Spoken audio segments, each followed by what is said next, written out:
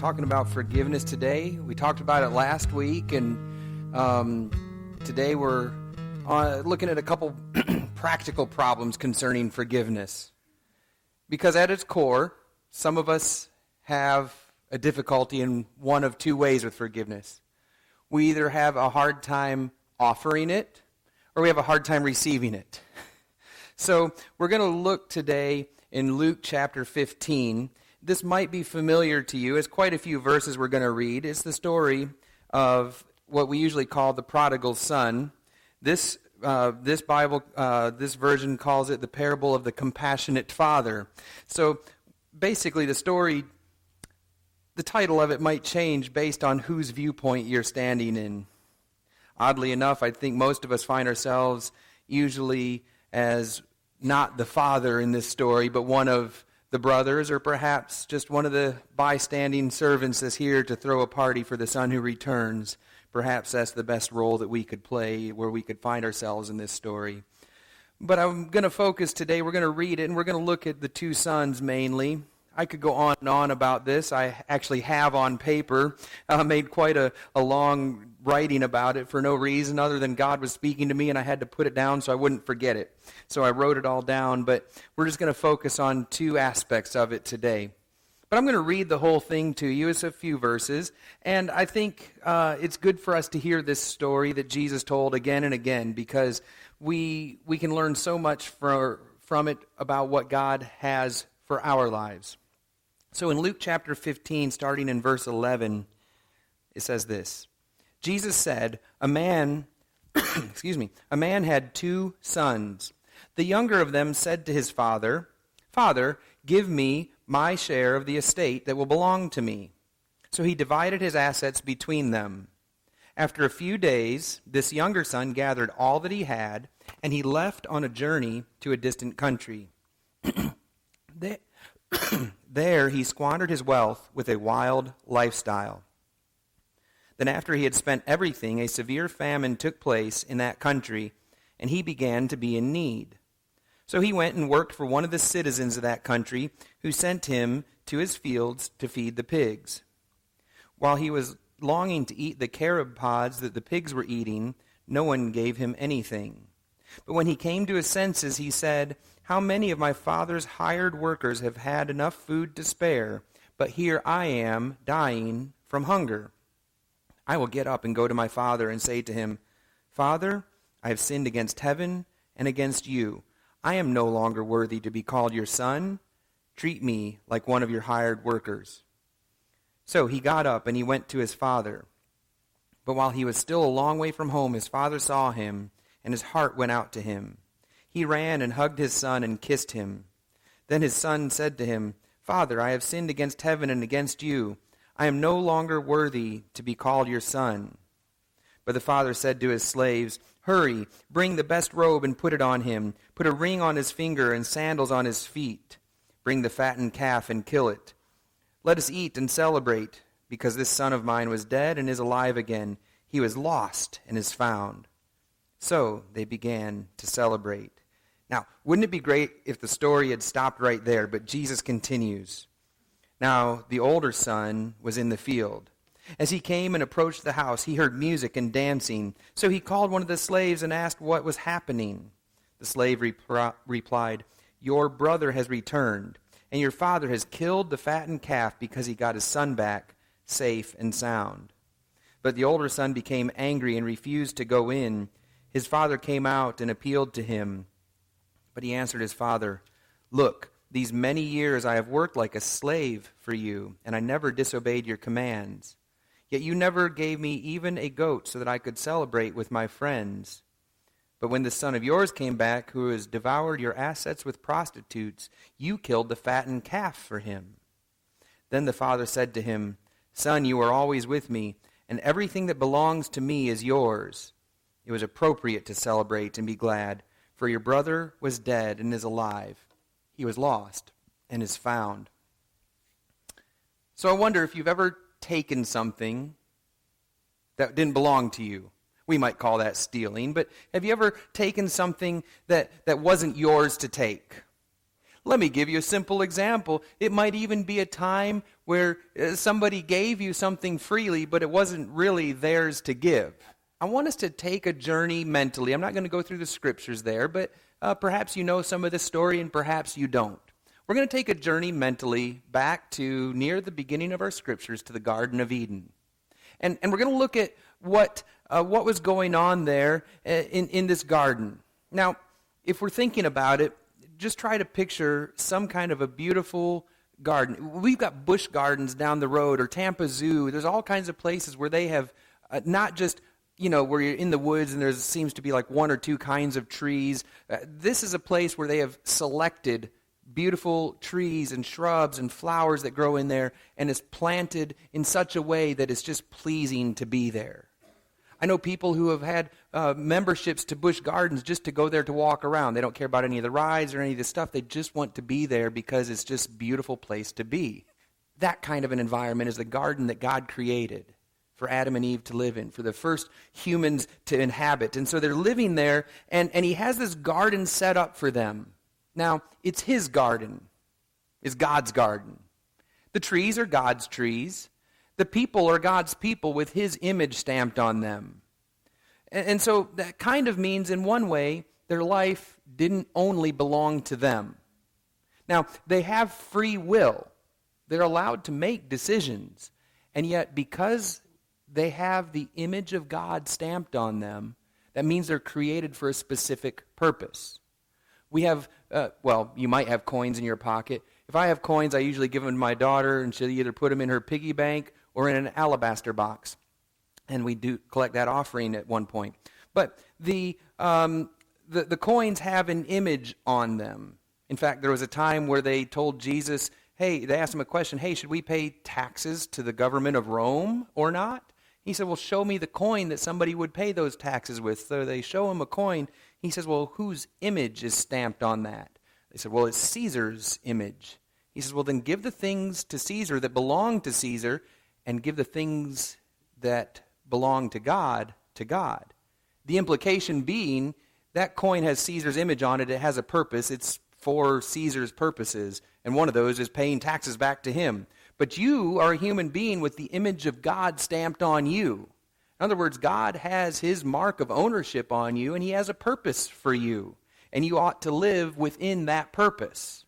And so God had initially created human beings in his image for his purposes.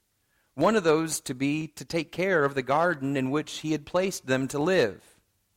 And one of the things God says to them is, you have all of these trees to enjoy. The fruit-bearing trees were theirs for food.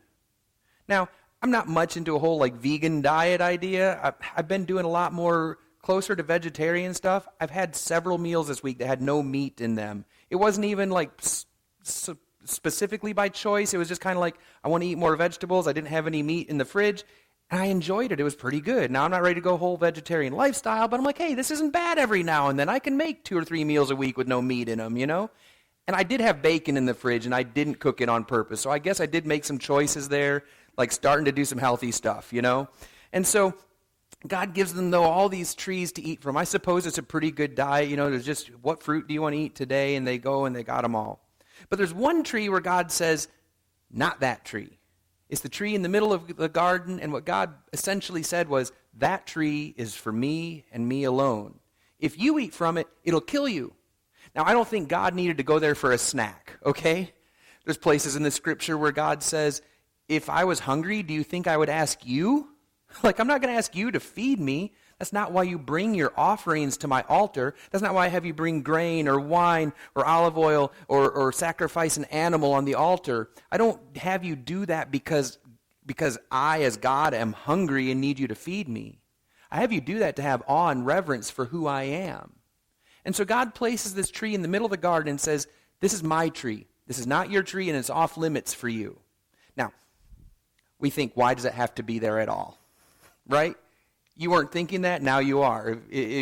But you were probably thinking that at some point. You're maybe it'd be easier if he just didn't put the thing there, at all. Just no tree, no temptation.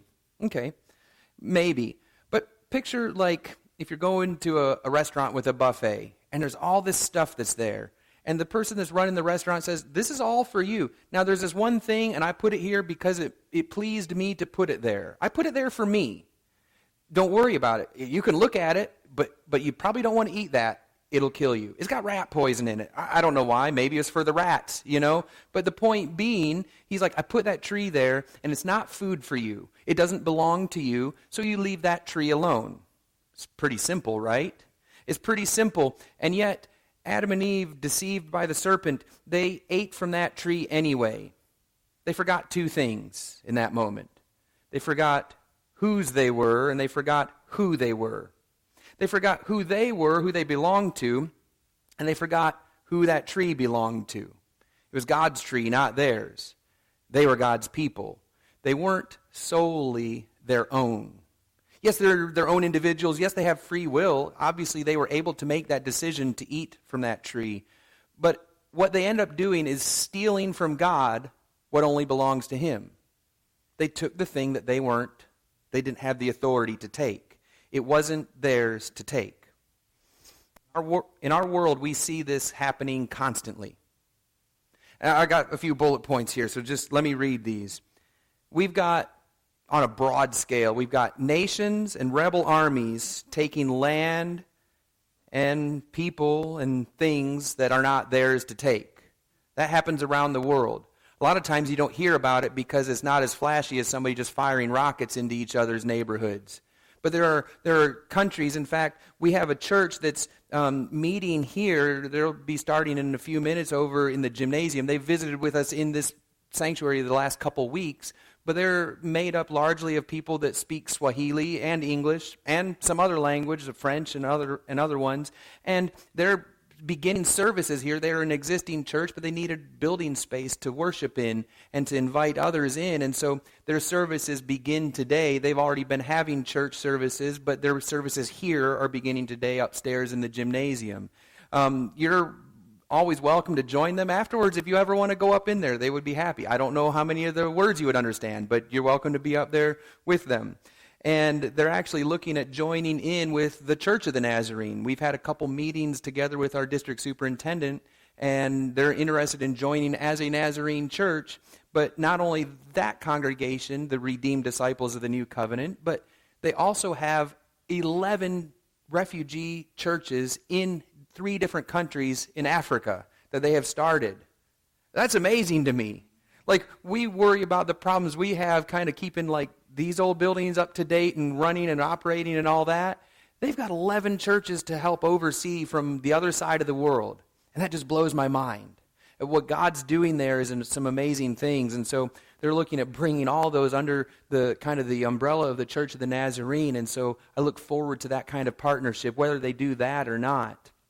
But the reason that they initially fled their country, their home country, was because of these rebel armies that come in to take your young men and turn them into fighters and killers that might even one day turn against you if it comes time to do that, and they just follow those orders. These people have no right to take the land or the people that don't belong to them, and yet they do it anyway. We have governments, maybe right here in our own, that are taking the God-given rights from citizens. They exercise tyranny over them. They don't have the right to do that. Our founding fathers understood something. In our Constitution, they did not give us rights. They recognized that we are endowed as human beings with rights from God Himself that should not be infringed by any government. And yet they still are trying to do that in this country and in many others. We have mothers who insist on taking the lives of their not yet born children, sometimes influenced by the fathers of those children who should be standing up to protect them.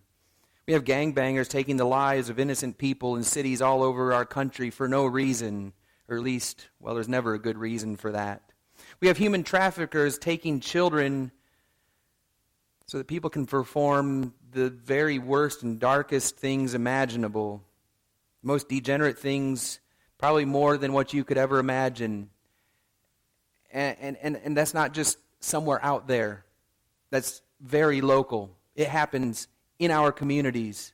Happens. The I-4 corridor from Clearwater to Daytona is some of the worst area in the country for human trafficking. and is happening right under our noses and right in our midst. Taking their bodies, their innocence, and their lives from them. Drugs and alcohol running rampant that steals families and futures from people.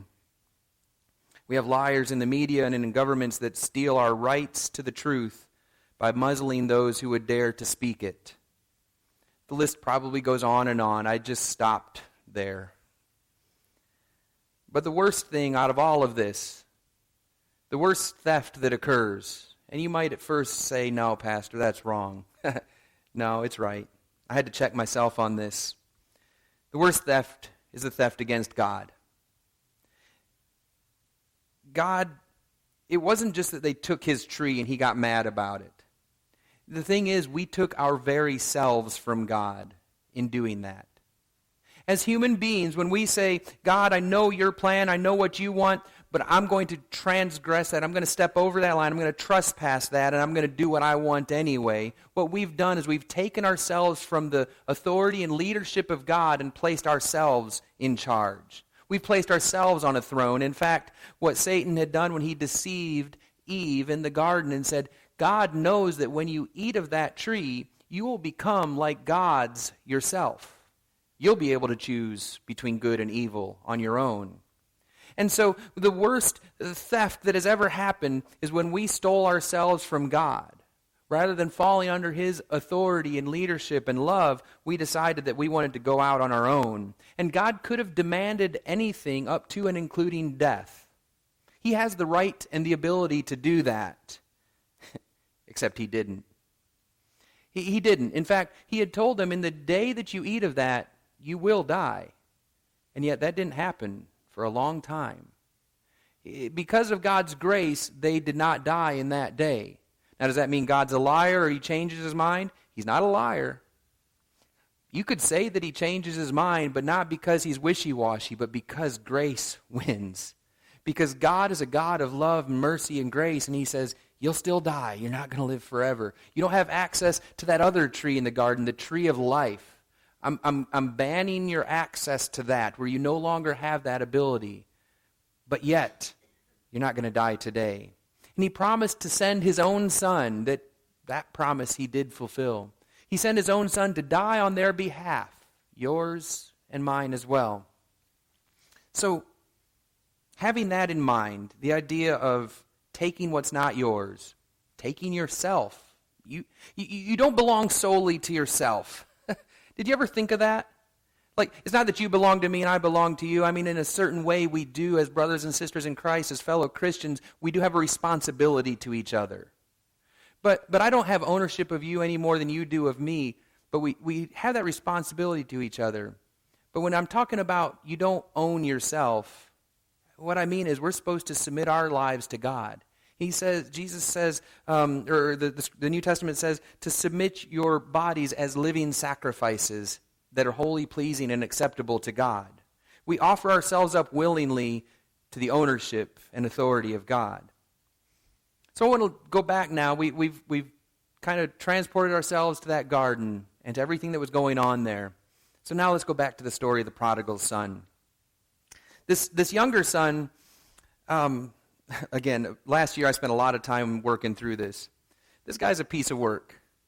I don't know how young he is. I think he's 17. That's just the number I get in my mind. Like, he's a 17-year-old. You know how 17-year-olds are, right? Like, they think they've learned a lot. High school's not teaching them anything else anymore because they've kind of already learned everything that they had by about 8th or 9th grade. The rest of it's just fluff that gets you ready for college, I guess. I don't know. And so they're 17-year-olds. They can drive. They can kind of do what they want. They've maybe bought a fake ID and went out and partied a couple times, you know. They got all this stuff, and they're like, I'm ready to go out and experience life on my own terms. I need money. Right? Like, they still don't have their own ability to really get money. And the ones that do, like without having a W-2, you know, like a job, those are the ones you worry about. Like, where'd you get money? You know? Like, what did you steal or sell or take? Like, you shouldn't have money, okay? You're still asking Dad for, well, it used to be $10 for the gas tank. Now it's like $50, you know? But Man, I remember my first truck. I was 17 or so, and I bought this truck. I found out it got 8 miles to the gallon, and I also found out that when Dad loaned me the money to buy like the part I didn't have saved up, he wanted me to pay all of that back before I bought registration for the truck and put gas in the tank. So I would take it up and down the dirt roads around our house, just, for a mile or two here and there. Now, I remember when I had picked it up, I had $16 left in my pocket, and I had put all that in the gas tank. And gas was well under $2 a gallon back then. It was $1 something a gallon. And so that gives you an idea how many gallons were in it, 10, 12 gallons probably. And I don't know how many miles I drove it up and down those dirt roads until I had paid it off and got it registered.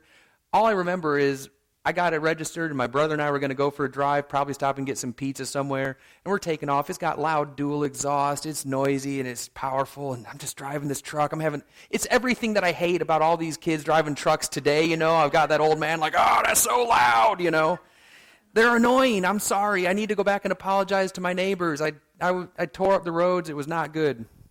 But, it's fun when those tires would throw gravel, It was really fun. So anyway, we get about 2 miles, and the truck stalls.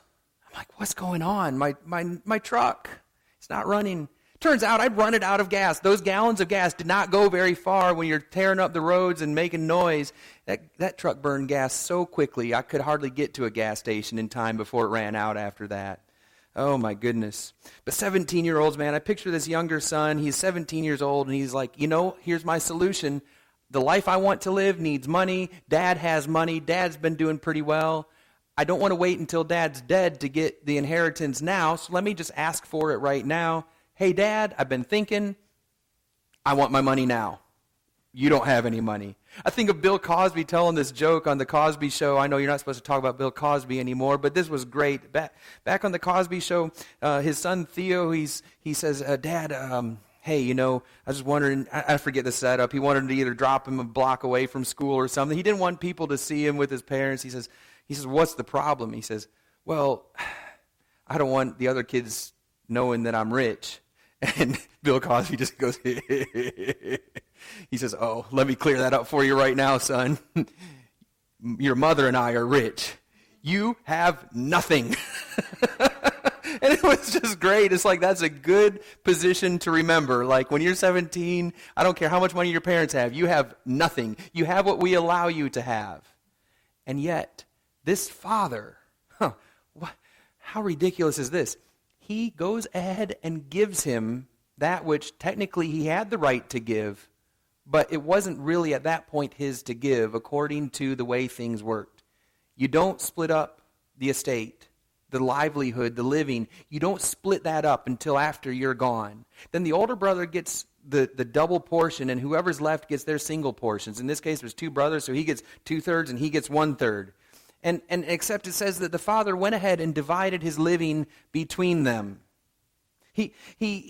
This boy, he decided that he wanted his share now, and his father goes ahead and divides it between them, passes it out to the 2 of them. Now, the young kid runs off. He runs away, and he does whatever his heart desires. Have you heard anybody say recently, like, oh, just follow your heart? No. Don't follow your heart. Yes, your heart is, the scriptures say, the wellspring of life. Yes, good things do flow out of your heart. But also we learn that our heart can also lead us astray. Our heart can lead us to do things that sound good, and yet at the same time, those are the things that will lead us to death. My heart says I need to eat from that tree in the middle of the garden. No, that's not your tree. That tree belongs to God. And so we've got all this going on with this young man. He goes off, he follows his heart, he does what he wants. It doesn't say what he spends it on, just riotous living. It's always a party at his house until the money's gone, and then he has no more friends, no food, nothing left. I picture this young man still, though, he's got some real nice threads. I don't know where he bought them from. I don't know what the stores were like back then. I don't know what the hip, trendy, I still don't know what they are today. This says Wrangler on it. I got it at Walmart, I don't know about fashion. But what I do know, and people have said oh, I like those shoes. Yeah, they were $20 at Ross, that's why I got them. I'm not trying to make a fashion statement about how beautiful these are. I guess they're great. They were $20, and that's what drew me to these shoes. That's my level of fancy, is Can I afford it? And so this young guy, I picture he went out and spent some money on some threads. He went out and got some top-notch clothes to wear, and now he's probably at this point sold off everything or gotten rid of everything. He's got one good outfit left, and he finds himself slopping pigs. That outfit was pretty nasty. Isn't it amazing that something that costs a lot and can look real fancy can get trashed so easily? And there he is, literally insane. Maybe not like a problem that he was born with in his head, but he has driven himself to insanity at this point. How insane is it to have literally had the world by its tail for so long, but really what was happening was you were just training yourself to be feeding pigs. And there he is, and a moment of clarity, just one little snippet, one little ray of sunlight shines through, and he says, oh my goodness, there are slaves that my father has. Now, when we think slaves, like, we're messed up a little bit with the horrible thing that happened in our country's history. It was probably not great, but like literally actually I think it was like 2/3 of the Roman world were considered what they called slaves. It was really a position. It might not be of honor or greatness, like you might not have your whole freedom, but you had a master who was supposed to take care of you and love you. It wasn't just like a mean, domineering. In fact, Jesus talks about, good masters and bad masters. And if there's a good master, the servants actually want to serve him. It's an honoring thing to do that. And so maybe it's not perfect, but it was the world they lived in. And this young man finally says, I could go be a slave of my father and have it better than I've got it here. Those guys have more than enough food. They're not out here starving. I'm wanting to eat some of the scraps the pigs are eating, and they won't even let me have that. I can at least go home and be a slave in my father's household, and that would be better than what I've got going on. So he makes the decision to go back. It's interesting. If he becomes a slave, he 100% signs over control of his life to his father. The thing that got him in the wrong spot in the first place, thinking that he owned himself all the way, and that he wanted to do whatever he felt like. So he goes and he says, he has this speech worked out, and he's like, I'm just going to tell my dad, you know what, I've sinned against heaven, which means like the place where God lives, so it's talking about God. I've sinned against God. I've sinned against you. I'm not worthy. Have you ever felt that phrase? I'm unworthy. I'm unworthy of the love of my child. I'm unworthy of the seeing, if you got a dog, the dog coming up, and no matter what you've done or how long you've been gone and how hungry that dog is because you were gone like all day or something, and that dog's just like, I'm happy you're home, You're not worthy of that. That dog is more loyal to you than you are to it most of the time. At least in my experience, that's how I am with pets. I'm like, oh, shoot, I forgot you were even here. I should probably feed you. Oh, your water bowl's dry. I'm so sorry. Like, we're not worthy so many times. At least we feel that way so often. It's sad when we feel that way about God. And maybe we're not worthy of the love of God. That doesn't mean he doesn't give it to us. This young man couldn't even envision receiving. He couldn't even envision asking for forgiveness. That was nowhere in his speech. That was nowhere in his mind, was coming up to his dad and saying, I've sinned against heaven and against you. Can you find it in your heart to forgive me? He didn't even think to ask that. All he wanted was the smallest scrap his father could give him, and that's to be a slave in his household. I'll work for it. I'll earn it. I'll do whatever it takes. I just want to make sure I have a meal. You can put me outside behind the woodshed if you want to sleep out there. I don't care. I just need food. I'm hungry. I'll work for food. I'll work for whatever scraps you can give me. But eventually he makes it home, probably still smelling like the pig pen, wearing those dirty clothes that were once shiny and fancy. And he shows up, and he has a beautiful reunion with his father. And his dad says, get him some new clothes, get him a ring, which is like the signet ring, the business ring, the ring that says you can stamp the wax seal on a document, for the father's business. You have the authority of the father now. And then he tells some of the other servants, there's a fattened calf. That's the one that you've been preparing for a special day. And you don't maybe know when that day's coming, but you'll know it when it's there. And he says, today's that day. Go kill that fattened calf. We're going to have a party. So they start preparing that. It takes a few hours. Meanwhile, the older brother's out in the field working. Nobody goes and gets him and says, hey, come on, work's done for the day. Like, come out of the fields, come in, enjoy the happiness of your Father. It doesn't happen. In fact, he shows up and he hears the party. He sees something going on. He probably smelled the barbecue of this yummy cow. And he's like, what's happening? I didn't remember seeing this on the calendar, Like, I don't get it. What's going on? He didn't have a watch with a calendar on it. These things tell you everything these days. Isn't it great?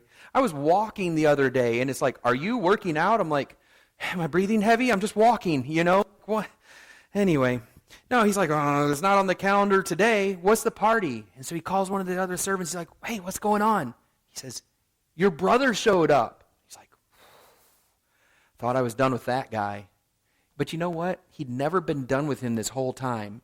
Every day that brother's living rent-free in his head, living there just eating away at him. And he's thinking of what he's going to do if that punk ever has the nerve to show up again. And he's ready to do that. And he believed this whole time, he believed that he had to earn everything. But did you remember, did you catch what the father said to him? The older brother says, Dad, this whole time I've been working for you. I've been living as a slave for you, Dad. I haven't elevated myself beyond that of your other servants. I've been living as if I'm one of them. And even if I had wanted to have a young goat, I never even got that. And his dad's like, are you kidding me? Look around. Everything you see has been yours. Remember, he had divided his living between them. Literally everything that was left belonged to that brother. The whole time he had the whole estate, and he's living as if he can't even take the smallest of their flock and cook it up one day just to have a little celebration on a weekend with his buddies. He's like, I've been living as a slave, and yet he owned the whole kingdom, so to speak. Because he believed that he had to earn everything, that also meant that he couldn't fathom the idea of offering forgiveness. Oh, okay. Some people either can't or won't accept forgiveness because we don't think that we did something that bad. In other words, you think, well, I've been pretty good. I haven't done like all those bad things that you talked about at the beginning. I haven't done all those things. And so maybe, just maybe, I don't need to ask for forgiveness, or I don't need to accept forgiveness because I haven't really trespassed that much. I haven't done anything where I really need forgiveness. And then on the other side, you've got some people that think that the thing they did was so bad that there's no possible way that anyone, especially God, would ever forgive them. And they look at that and they say, there's this thing that I did. You don't know me. You don't know what I've been through. You don't know what I've done. No one could forgive me. No one could love me. No one could accept me. And you know what? To me, the saddest part about that is that the people that feel that way, that second group that feels like there's no way they could ever be forgiven, they're not even here to hear it today. They didn't even come to church today. I don't just mean in this building, but I mean in any church. Because for so long, people in church, you and I, have taught this image or this idea that this is where clean people are. All those dirty people are out there. All those sinners are just going out doing their thing in the world, and that they don't belong here. I heard that just this week. Somebody that said, well, I couldn't go to church. I'm not clean enough for that. Are you kidding me? That's exactly who should be in here. Maybe most of us should be gone, and that's who should be in here. I'm not telling you to leave and never come back. Don't hear that. What I'm saying is perhaps they're the ones that need this the most.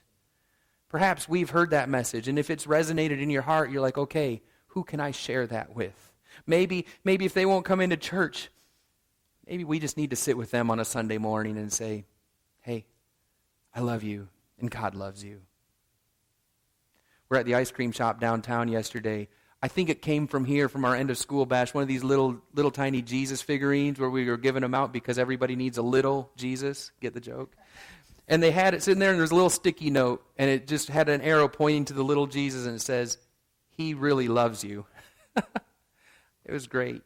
I don't know if that came from our little giveaways. I think it would be great if it did. That's so cool.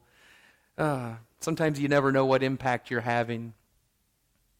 Some of these folks that need to be here most to hear this, they believe that the church has an attitude that this is not the place for sinners. And so they think church is not for them and that there's no way they could ever fit in. So I want to go through a couple things. At one point in time, it was kind of, the idea was put out there to people that if you had ever been divorced, that church wasn't the place for you. Some of you maybe have had that experience. It was kind of made clear to you like, well, you messed up and God said that's a sin, so you can't be here. If you belonged here, you would have known better than to go through that.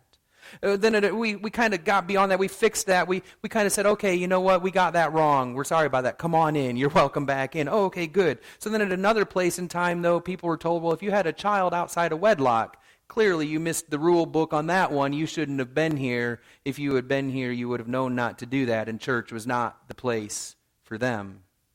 So then at another point in time, if you have a problem with drugs or alcohol, like an addiction to that, and you like to go out and party, or you have a problem with drinking too much and it's gotten a hold of you, then church must not be for you. Or if you're covered with tattoos, or you've been out partying, or you have a hangover still, you probably didn't belong in church. It's not really for you.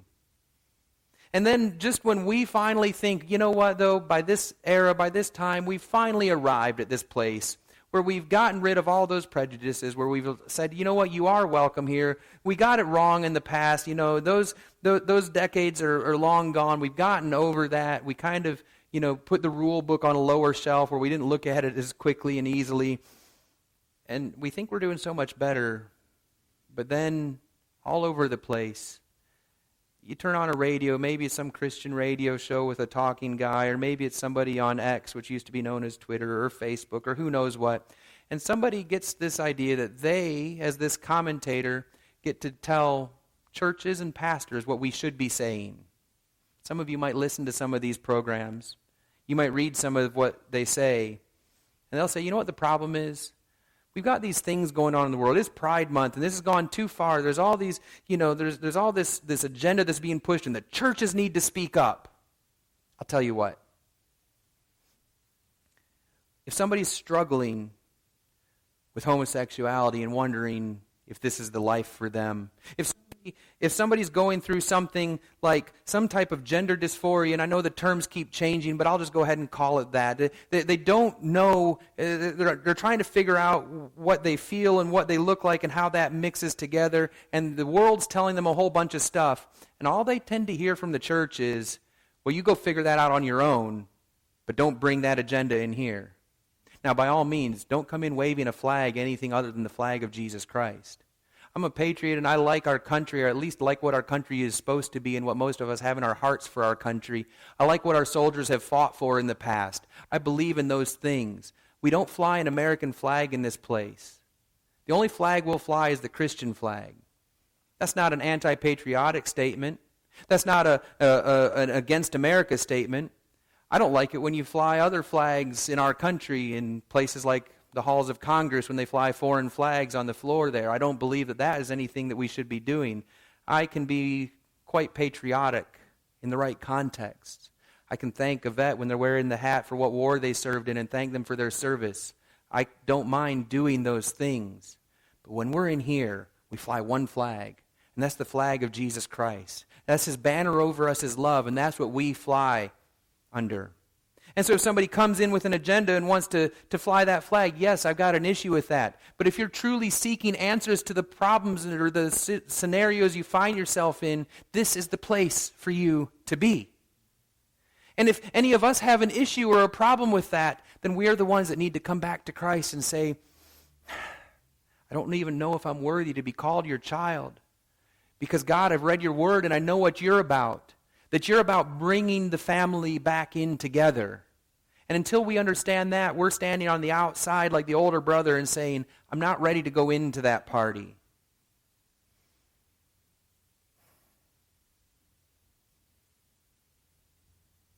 We think we stand on a high ground when we fight against whatever the popular moral issue of the day is.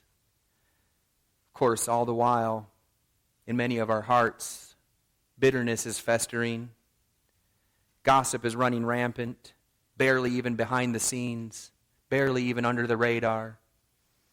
We have lives of prayerlessness that are only matched by the high levels of pride that won't allow us to get down on our knees before God. And God forbid somebody might be in the lobby and utter a cuss word or show up late for service or have a hangover, but they still came because they're looking for hope and nothing else has worked. We all struggle with forgiveness. Either we can't understand how to receive it or we don't know how to offer it. And somewhere in this story, each of us can resonate with one or the other of that. And it all stems from us not knowing to whom we belong. If we struggle with forgiveness, it's because we missed out on the idea that we belong to God. That everything we are and everything we have belongs to Him. You see, if you've received new life from Jesus, you're a son or a daughter of the King. In fact, I've told you before, I listened to different churches, different pastors throughout the week. And it's amazing how many times, 1 out of 4 or 5 that I'll rotate between, the service that they had the Sunday before, I'll hear something that just clicks with what I'm prepared to bring before you today. And I was listening to one this morning, a guy named Joby Martin. He has a church up in Jacksonville. It's called 1122. And he said in the scriptures, a lot of times, some of our newer translations will change where it says a son of God. And they'll say a son or daughter of God to make us understand that that's how it is. He was talking to all of us. And yet, he said, in their world, the sons were the ones that received an inheritance. The sons were the ones that had those rights. And when the scriptures say you become a son of God, it's not sexist or chauvinistic or whatever. It's actually elevating all of us to that position of being able to receive the kingdom of God. So whether you're a man or a woman, today, if you've received Christ, you're a son of God. You've received everything that God has for you.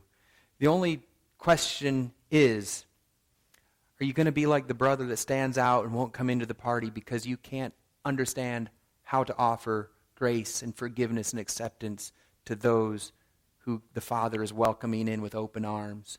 Or are you that other son who just could not even comprehend how after everything you've done, even you are able to come in and say, you mean I own this? I squandered it all away. How can it be restored to me? That's what we're going to look at next week. The idea that the ultimate point or purpose of forgiveness is restoration. Because of the standing that we have before God, not of our own merits, but because of Jesus Christ, we have been adopted as sons and daughters of the King of the universe. And because of that, He has forgiven us and given us the full rights as children of the King. If you haven't been walking in that freedom, if you haven't been receiving that grace from Him, today is the day to say, God, I need to learn about forgiveness. I need to learn how to offer it, and I need to learn how to receive it.